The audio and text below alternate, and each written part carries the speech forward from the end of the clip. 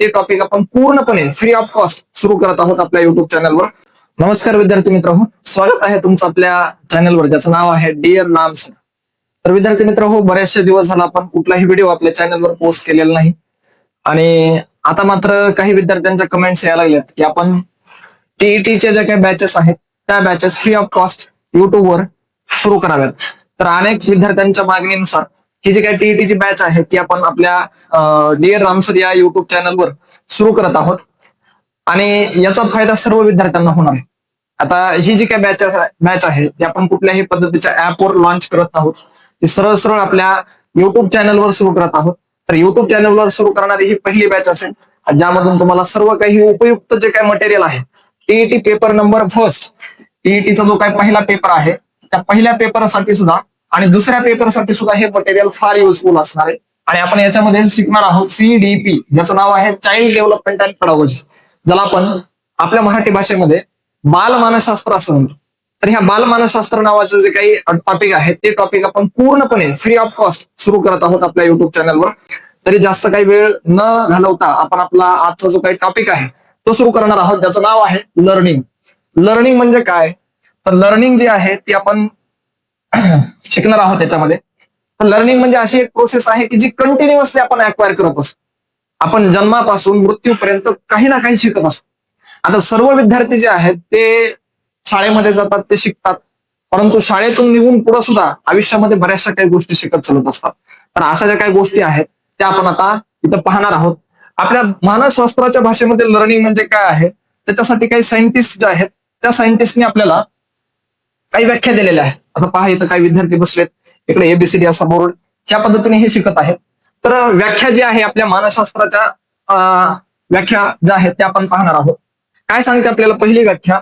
Norman मन नावाचे scientist आहेत आणि त्यांनी असं सांगितलं, व्यक्तीच्या सभोवतालच्या विश्वात व्यक्ती जी कृती करते किंवा जे निरीक्षण करते, निरीक्षण महत्वाचं आहे बरं, आणि कृती आहे, पहा लक्ष द्या, कृती आणि निरीक्षण करते, त्यामुळे येणाऱ्या अनुभवाचा परिणाम व्यक्तीच्या वर्तनात कमी अधिक प्रमाणामध्ये होतो. या वर्तन परिवर्तनास अध्ययन असे म्हणतात. अध्ययन कशाला म्हणतात? कृती असते, काही निरीक्षण असतात आणि त्याचा परिणाम जो आहे तो आपल्या जीवनामध्ये कमी अधिक प्रमाणामध्ये होतो. असं कोण म्हणतायत? नॉर्मन मन असं म्हणतात. आता इकडच्या तुम्हाला एका JF मध्ये असं दिसत असेल की काही लोक जे आहेत ते पार्टी करत आहेत. त्याच्यामधून काही लोक जे आहेत ते काही पद्धतीने शिकत असतील. आता हा इकडं काही ग्लास जो दिसतोय त्याच्यातून काही शिकतील काही विद्यार्थी, बरोबर नाही? काही इकडं जे काही कन्व्हर्जेशन चालू आहे त्याच्यातून काही विद्यार्थी शिकत असतील. म्हणजे हे शिकणं जे आहे आपलं ते कंटिन्युअसली चालू आहे. आता ही एक सभोवतालची परिस्थिती आहे आणि या परिस्थितीतून माणूस काहीतरी शिकत असतो. तर ही जी काही व्याख्या आहे ती कोणी दिलेली आहे आपल्याला? नॉर्मन मन एका सायंटिस्टने दिलेली आहे. आता हे जे काही मन आहेत यांच्यानंतर सुद्धा एक व्यक्ती आहेत ज्यांनी काही व्याख्या दिलेल्या आहेत. ती व्याख्या म्हणजे क्रो आणि क्रो नावाचे जे सायंटिस्ट आहेत, म्हणजे सायकोलॉजिस्ट आहेत, त्या सायकोलॉजिस्टने आपल्याला ही व्याख्या दिलेली आहे. क्रो आणि क्रो काय सांगतात पहा लक्ष द्या. अध्यापनातील सवयी, पहिला शब्द लक्षात ठेवा, सवयी, ज्ञान, वृत्ती यांचा हा संपादनाचा समावेश आहे. आता पहा लक्ष द्या, अध्यापन म्हणजे काय आहे, अध्ययन म्हणजे काय आहे? तर सवयी ज्या आहेत आपल्या त्या सवयी असेल किंवा ज्ञान असेल किंवा वृत्ती असेल आपली. आता हे शब्द फार महत्वाचे, त्याच्यामध्ये आपण याला कीवर्ड असं म्हणतो. टीईटीच्या पहिल्या पेपरमध्ये जास्तीत जास्त तुम्हाला व्याख्या विचारलेल्या जातात. तर ह्या व्याख्या तुम्हाला तोंडपाठ असल्या पाहिजेत, माहिती असल्या पाहिजेत आणि त्याच्या सगळ्या शब्दांची तुम्हाला फोड करता आली पाहिजे. सवय म्हणजे काय? आपण दररोजच्या ज्या काय हॅबिट्स आपल्या ठेवतोय त्या हॅबिट्स मधून सुद्धा काहीतरी आपण शिकत असतो. रोजच्या जीवनामध्ये काही हॅबिट्स अशा असतात आपल्या की ज्याच्यामधून आपण काही शिकतोय. जसं की पहा लक्ष द्या, हे एक मॅग्नेट असं दर्शवतंय की आपल्या ह्या हॅबिट्स आहेत आणि ज्या आपण लव करतो त्या हॅबिट्सला बी मॅग्नेटिक आपण काय असलं पाहिजे? चुंबकत्व आपल्याकडे असलं पाहिजे की आपण चांगल्या सवयी ज्या आहेत त्या चांगल्या सवयी आपण आपल्याकडे खेचून आणल्या पाहिजे. तर अशा ज्या काही व्याख्या आहेत त्या व्याख्या लक्षात ठेवा. आता नॉर्मन मन यांनी सांगितलेली व्याख्या लक्षात ठेवा. त्याच्यानंतर आपल्याकडे दुसरी जी काही व्याख्या आहे ती क्रो आणि क्रो यांनी दिलेली व्याख्या आहे. त्याच्यानंतर आता पुढे पहा, पुढचं जे काही हे आहे, मन नावाचे एक सायंटिस्ट होते, त्यांनी असं सांगितलं, अध्ययन म्हणजे काय आहे? तर अनुभव व वर्तन यामधील सुधारणा होईल. आता कधी कधी आपल्याला एक वाईट अनुभव आला, कधी आपल्याला चांगला सुद्धा अनुभव येतो. मग चांगला किंवा वाईट अनुभव जर का आला तर त्याच्यामधून आपण काहीतरी शिकलं पाहिजे. एखादा समजा विद्यार्थी असेल, त्या विद्यार्थ्याला परीक्षेमध्ये कमी मार्क्स पडले, हा त्याच्यासाठी असलेला काय आहे? वाईट अनुभव आहे. परंतु वाईट अनुभवामधून, वाईटाकडून आपण कुठं चाललं पाहिजे? चांगल्याकडे चाललं पाहिजे. चांगलं जे काय आहे ते चांगलं स्वीकारलं पाहिजे. मग असे जे काही चांगले गुण आहेत ते चांगले गुण आपण आत्मसात केले पाहिजेत. म्हणजेच काय, अनुभव घेतला तर अनुभवामधून वर्तनामध्ये योग्य ती सुधारणा केली पाहिजे, बरोबर नाही. एखादी गोष्ट जर का समजा आपल्याला वाईट अनुभव आला असेल एखाद्या गोष्टी, तर त्याच्यातून आपल्याला काय चांगलं घेता येते ते एकदा पाहायचं, आणि त्याच्यातून आपण आपल्या मध्ये काही सुधारणा करता येत का त्या पाहायचं. म्हणजेच त्या मन नावाच्या सायंटिस्टने जी काही गोष्ट सांगितलेली आहे ती ही एक व्याख्या आहे, ज्या व्याख्याद्वारे आपण काय करू शकतो, आपल्या मानसशास्त्रामध्ये अध्ययन कशाला म्हणतात ते आपण पाहू शकतो. त्याच्यानंतर आता अध्ययनाचे काही स्तर आहेत, ज्या अध्ययनाच्या स्तराचा वापर करून आपण अध्ययन कुठल्या कुठल्या लेवलला होतं ते आपल्याला पाहायचंय. ज्याचं नावच आहे लेवल्स ऑफ लर्निंग. पहिली लेवल आहे त्याची, जे की आपण ह्या पिरामिडच्या बेसला पाहत असतो, सहचार्यात्मक स्तर आहे. दुसरा आहे संबोधात्मक स्तर आणि तिसरा आहे सर्जनात्मक स्तर. आता काय स्तर आहेत हे सगळे आपण एकदा व्यवस्थित पाहू. पहिलं पहा, लक्ष द्या. पहिला स्तर जो आहे तो पहिला स्तर आपल्याला काय सांगतो, सहचार्यात्मक स्तर. म्हणजे काय रे, अध्ययनार्थ्याला पारितोषिक दिले, शाबासकी दिली तर त्याचे अध्ययन सहजासहजी होते. म्हणजे काय, जर का तुम्हाला अध्ययन करत असताना कोणी शाबासकी दिली, एखादं पारितोषिक दिलं, तर हे पारितोषिक, शाबासकी या सगळ्या गोष्टी ज्या आहेत त्या अध्ययनार्थीला वेगवेगळ्या गोष्टी ज्या आहेत त्याच्या मनामध्ये अजून त्या गोष्टी करण्यासाठी वेगळीच एक एनर्जी येते. तर अशा एनर्जी ज्या आहेत त्या ह्या मेडल्सद्वारे येऊ शकतात. हा जो काही कप आहे या कपद्वारे येऊ शकतात. म्हणजे या सगळ्या गोष्टीमध्ये आपण काय केलं पाहिजे, सहचार्यात्मक अध्ययन म्हणजे काय, अध्ययनाला पाठपुरावा देणाऱ्या ज्या गोष्टी आहेत त्या गोष्टी आपण त्याला दिल्या पाहिजे. तर हे सहचार्यात्मक अध्ययन आपल्याला लक्षात येते. सोबत बसत असताना पेन आणि पेपर घेऊन बसत जा, जेणेकरून तुम्हाला नोट्स ज्या आहेत त्या नोट्स काढता येतील त्याच्यात. जर नोट्स नाही काढल्या तर आपल्याला हा टॉपिक समजणार नाही. त्याच्यानंतर आपण संबोधात्मक स्तर कशाला म्हणू, वस्तूंची तुलना करून गट केले जातात. आता वेगवेगळ्या वस्तू आहेत, त्या वस्तू आपल्याला जर का क्लासिफाय करायच्या ठरवल्या आपण, तर वेगवेगळ्या स्तरावर आपण त्याला क्लासिफाय करू. जसं की समजा आपल्याला आपल्या घरामध्ये मांडणीमध्ये काही गोष्टी ठेवायच्या असतील तर आपण सगळ्यात वर अशा डबे ठेवू की जे डबे आपल्याला लागणार नाहीत, सहजासहजी लवकरात लवकर लागणार नाही, त्याला आपण काय म्हणू, सगळ्यात वरची मांडणीचं स्तर म्हणू. त्याच्यानंतर खालची मांडणी कशी असेल की ज्याच्यामध्ये कमी अधिक प्रमाणामध्ये लागतात आपल्याला, आणि सगळ्यात खालच्या मांडणीला आपण काय ठेवू रे, म्हणजे अशा गोष्टी ठेवू ज्या गोष्टी आपल्याला रोजच्या जीवनामध्ये लागणार आहे. तर सहचार्यात्मक अध्ययन झाले आपले. त्याच्यानंतर कुठले आहे आपलं, संबोधात्मक अध्ययन आहे, जे की गट करून केलं जातं. आणि त्याच्यानंतर सर्जनात्मक स्तर कशाला म्हणतो, सर्जन म्हणजे काय, नवीन काहीतरी गोष्टी आपण शिकत चालतो, नवीन आयडिया, इनोव्हेशन ज्या कन्सेप्ट आहेत त्या आपल्याला इथं पाहायला भेटतात. तर सहचार्यात्मक अध्ययनामध्ये आपल्याला ह्या सगळ्या गोष्टी पाहायला भेटतात, लक्षात ठेवा. त्याच्यानंतर जसं की पाहायला लक्ष द्या, एखाद्याला आयडिया सुचत नसेल तर आयडिया नवीन सुचते कुठं, सर्जनात्मक स्तरामध्ये. त्याच्यानंतर आपल्याला अध्ययनाचे काही वक्र पाहायचे आहेत, अध्ययनाचे काही कर्व पाहायचे, ज्याला आपण लर्निंग कर्व असं म्हणतो.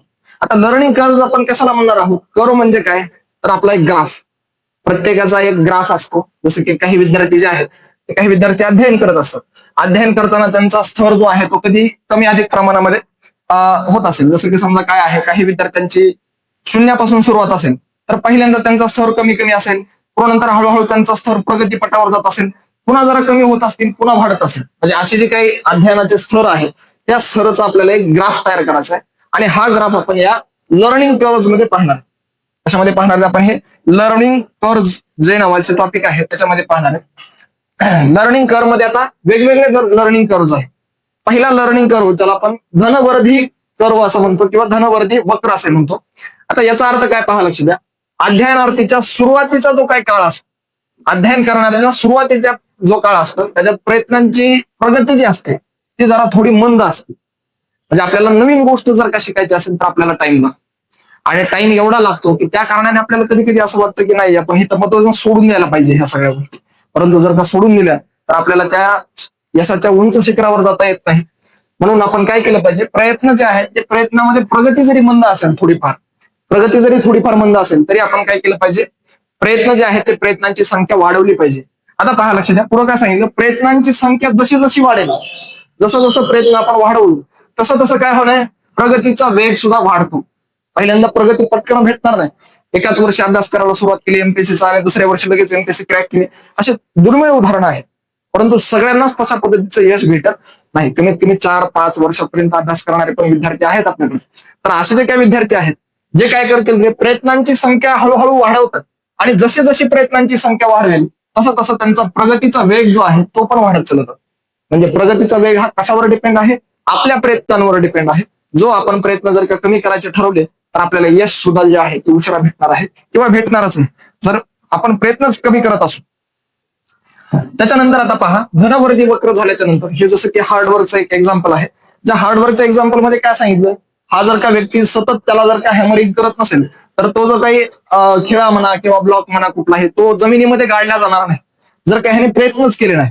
पहिल्याच एक दोन हॅमरिंगला तो जर का म्हणला की नाही आता प्रयत्न सोडूनच द्यायचे, तर अशा वेळेस ते ब्लॉक जो आहे तो आपल्याला जमिनीमध्ये गाडला गेलेला दिसणार नाही. म्हणजे हार्डवर्क आपल्याला मेन्शन करतो, लक्षात ठेवा. त्याच्यानंतर आहे धनवर्धी वक्र. धनवर्धी वक्र म्हणजे काय असतं, तर धनवर्धी म्हणजे सुरुवातीचा उत्साह कमी होणे, प्रेरणा कमी होणे आणि त्यामुळे प्रगती मंदावणे. कधी कधी आपण काय करतो, एखादा जर का आपल्याला व्यक्ती दिसला, एखादा PSI दिसला, एखादा DYSP दिसला किंवा एखादा कलेक्टर दिसला की आपण त्याच्याकडे पाहून लगेच मोटिवेटेड होतो आणि आपण असं ठरवतो की आपल्याला पण कलेक्टरच व्हायचं, आपल्याला पण PSIच व्हायचं. परंतु आपण ज्यावेळेस ऍक्च्युअली त्या फील्डमध्ये उतरतो, PSI ची पुस्तकं हातामध्ये घेतो, त्यावेळेस आपण पॉलिटी हातात घेतो, ज्यावेळेस आपण हिस्ट्री हातामध्ये घेतो, मॉडर्न हिस्ट्रीकडे जातो, त्यावेळेस मग आपल्याला वाटू लागतं की आपण घेतलेला निर्णय आता चुकीचा ठरू लागलेला आहे. म्हणजे सुरुवातीचा उत्साह जो आहे तो काय व्हायला लागलाय, आता कमी व्हायला लागलाय आणि त्यामुळे काय होतं रे, प्रेरणा पण कमी होते. मग आता ते कलेक्टर पाहिला सारखाच की मग आपल्याला प्रेरणा भेटत नाही. एकदा कधी पाहिलं तर आपल्याला वाटतं चांगलं वाटतं, परंतु ही प्रेरणा आता सतत आपण त्याकडे जर पाहावं लागलो तर आपल्याला काही वाटणार नाही.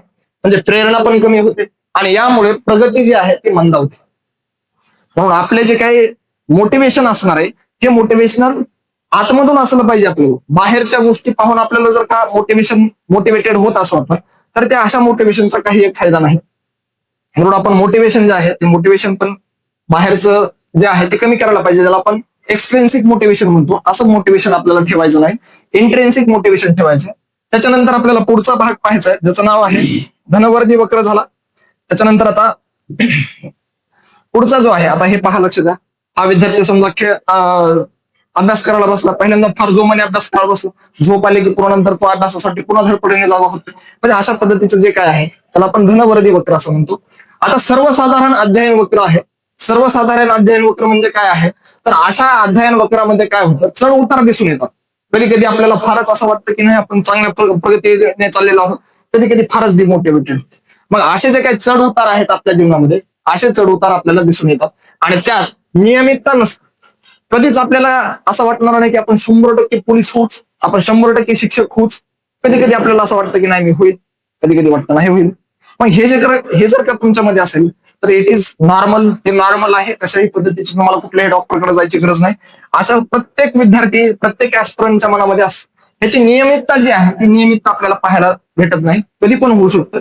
एखाद्या वेळेस आपल्याला थोडंसं वाईट वाटायला लागलं की आपल्याला वाटतं की आपण इतके दिवस झाला अभ्यास करून आपलं काहीच होईना. कधी कधी असं वाटतं की नाही आपला एखादा रिझल्ट आला की थोडा दिवस अभ्यास केले त्याचं काहीतरी चीज झालं. म्हणजे या सगळ्या गोष्टी ज्या आहेत त्या आपल्या मानवी जीवनाच्या, मानवी मेंदूचा हा सगळा वेगवेगळी कला आहेत असं म्हणता येईल आपल्याला. म्हणजेच काय होतं रे, पठार अवस्था निर्माण होते. आता पठार अवस्था म्हणजे काय असते, जसं की हा कर्व आहे आणि या कर्ववर समजा हा इन्क्रीजिंग होताना कर्व आणि हा कर्व जो आहे तो मध्येच असा झाला, एका लाईन मध्ये आला, तर याला आपण पठार अवस्था म्हणतो. काय म्हणतो? पठार अवस्था. म्हणजे तुमचा प्रगतीचा वेग जो आहे तो मंदाला पण नाही आणि खाली पण आलेला नाही. म्हणजे ज्यावेळेस तुम्ही असं स्ट्रेट लाईन मध्ये आहात, म्हणजे तुम्हाला असं वाटतं की आपली प्रगती पण होईना गेली आणि आपण खाली पण यायला गेलो. म्हणजे अशा वेळेस जी काही अवस्था निर्माण झालेली असते ती असते पठार अवस्था. आणि अशी पठार अवस्था जी आहे ती MPSC करणाऱ्या विद्यार्थ्याच्या प्रत्येकाच्या मनामध्ये येते. आता ही जी काही पठार अवस्था आहे, ही जर का पठार अवस्था आपल्यामध्ये येत असेल तर आपण नेमकं काय केलं पाहिजे, तर आपण त्याच्यासाठी जोमाने प्रयत्न करायला सुरुवात केली पाहिजे. अजून वेगवेगळ्या गोष्टी नवीन शिकून घेतल्या पाहिजेत. जो की आपला टॉपिकच आहे अध्ययन नावाचा, त्या अध्ययनाच्या टॉपिक मधून शिकून घेतल्या पाहिजे. तर असा जो काही सर्वसाधारण वक्रामध्ये आपल्याला पठार अवस्था दिसून येते. आता हे अध्ययनाचे वक्र आहेत पहा, हे असे जसं अप्स अँड डाऊन्स लाईफ मध्ये असतात तशा पद्धतीने हे अप्स अँड डाऊन्स आपल्या लर्निंग मध्ये सुद्धा येतात. तर हे आपल्याला वेगवेगळे अध्ययनाचे स्तर दिलेले आहेत आणि हा कर्व दिलेला आहे. सुरुवातीचा टप्पा आहे त्याच्यामध्ये प्रगती जी आहे ती हळूहळू वाढायला लागली आहे, टाइम पण वाढायला लागला तसं तसं. परंतु सुरुवातीचा टप्पा झाला की हा झाला प्रगतीचा टप्पा. प्रगतीचा टप्पा जो आहे, या प्रगतीच्या टप्प्यामध्ये काय होतं, सुरुवातीच्या टप्प्यामध्ये आपण नॉलेज गेन केलेलं असतं आणि हळूहळू पुन्हा नंतर आपल्याला नॉलेज जे आहे ते प्राप्त होऊन आपण प्रगतीच्या टप्प्यावर पोहोचलेलो असतो. प्रगती होत चालत असते आपली आणि एकदा का प्रगती झाली की पूर्ण नंतर आपल्याला असं वाटतं की नाही आपल्याला भरपूर यायला लागलं, आता आपल्याला रिव्हिजन करायची गरज नाही, आता आपण पुस्तकं वाचायचे सोडून द्यायचे. आणि त्यावेळेस मग निर्माण होते आपली पठार अवस्था. आणि या पठार अवस्थेमध्ये बरेचसे विद्यार्थी जे आहेत ते अभ्यास सोडून देतात. आणि इथं सोडून दिला की मग नंतर आपण जे आहे ते अंतिम प्रगतीचा टप्पा इकडं आहे, लक्षात ठेवा.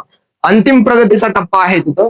अशा अंतिम प्रगतीच्या टप्प्यापर्यंत जर का आपण पोहोचलो तरच आपण पुढे नंतर यशाच्या शिखरावर जाणार आहोत. आता यशाच्या शिखरावर पर्यंत जातो आपण, परंतु त्याच्यानंतर आपली एक शारीरिक परिसीमा असते. कधीपर्यंत आपण अभ्यास करायचा? वयाचे 20 वर्ष, 30 वर्ष, 23 वर्ष, किती वर्ष आपण ठरवायचे तरी किती वर्ष? समजा एखाद्याने ठरवलं की मला वयाच्या 30 वर्षापर्यंत अभ्यास करायचा आहे, ती झाली त्याच्या शारीरिक परिसीमा. त्याच्यानंतर तो रिडिंग मध्ये बसू शकत नाही, त्याच्यानंतर तो अभ्यास करू शकत नाही, त्याच्यानंतर पुस्तक हातात घेऊ शकत नाही. ही झाली त्यांची शारीरिक परिसीमा. तर अशा शारीरिक परिसीमेपर्यंत माणूस येऊन पोहोचतो. शेवटी आपल्याला यश भेटतं, कधी नाही कधी भेटतं. हे स्पर्धा परीक्षेचं विश्व असं आहे, लक्षात ठेवा. याच्यामध्ये तुम्ही केलेले जे काही प्रयत्न आहेत, ह्या प्रयत्नांना 100% यश आहे. फक्त तुम्ही ते प्रयत्न जे आहेत ते योग्य डायरेक्शनला घेऊन जायला पाहिजे. आज जेवढे काही विद्यार्थी या एमपीएससीच्या क्षेत्रातून यशस्वी होतात, त्यांना शेवटी जर का गोष्ट विचारली तर त्यांच्याकडून एकच गोष्ट लक्षात येते आपल्याला, की त्यांनी या पठार अवस्थेच्या नंतर सुद्धा अंतिम प्रगतीचा जो काही टप्पा आहे तो सुद्धा अटेंड करण्यासाठी प्रयत्न केले होते. म्हणजे प्रयत्न आपल्याला तेवढे वाढवावे लागतील जेवढे आपल्याला यश मिळवण्यासाठी गरजेचे आहे. कधी कधी काही व्यक्तींना पटकन यश भेटतं, काही काहींना फार उशिरा भेटतं. म्हणजे याचा अर्थ असा नाही की त्यांनी प्रयत्न कमी अधिक केले असतील. प्रयत्न सर्वांचे सारखेच असतात. फक्त आणि फक्त आपल्या गरज असते ती म्हणजे आपल्याला प्रेरणाची. आपण पठार अवस्थेमध्ये आलो की आपल्याला असं वाटतं की आपण सगळे राजा झावले एमपीएससीचे, परंतु तसं काही नसतं. अंतिम प्रगतीचा टप्पा सुद्धा आपल्याला गाठायचा असतो. आणि अंतिम प्रगतीच्या टप्प्यामध्ये जे काही रेंगाळतात ते वापस पुन्हा 0 पर्यंत येऊन बसतात. तर आजच्या पुरता आज आपण हे थांबूया. आणि याच्यानंतर जे काही व्हिडिओ येणार आहेत ते विद्यार्थी मित्र हो तुम्ही कमेंट्स मध्ये सांगा. याच्यानंतरचे जे काही आपल्याला ही जर का व्हिडिओ तुम्हाला आवडला असेल तर येणारे व्हिडिओ जे आहेत ते आपण अशाच पद्धतीने पीपीटी वर तुम्हाला शिकवणार आहोत. अगदी साध्या सोप्या पद्धतीने शिकवणार आहोत. आणि फ्री ऑफ कॉस्ट तुम्हाला एक सिरीज तयार करून देणार आहोत. तर तुम्हाला जर का आवडलेला असेल तर चॅनलला सबस्क्राईब करा, जेणेकरून येणाऱ्या पुढच्या व्हिडिओची तुम्हाला नोटिफिकेशन लवकरात लवकर भेटेल. आणि वेळ न दवडता तुम्ही सगळ्यांनी आत्ता हे सगळे व्हिडिओ जे आहेत त्याचे नोट्स वगैरे काढून ठेवा. आपल्या टेलिग्रामच्या चॅनलवर सुद्धा हे अशा पद्धतीचे नोट्स जे आहेत मी तुम्हाला प्रोव्हाइड करत राहील. पीपीटी जी आहे ती पीपीटी आपण त्या टेलिग्रामच्या चॅनलवर टाकत राहू, जेणेकरून तुमच्याही अभ्यासाला अतिशय वेग जास्त येणार आहे. आणि तुम्ही पठार अवस्था तुमच्या जीवनामध्ये कधीही येऊ देऊ नका. तुम्हाला अंतिम प्रगतीचा टप्पा गाठून पुढे नंतर यशाचं शिखर सुद्धा गाठायचं आहे. तर तुम्हा सर्वांना टीईटीच्या परीक्षेसाठी खूप खूप शुभेच्छा आणि खूप चांगला अभ्यास करा. ओके, धन्यवाद.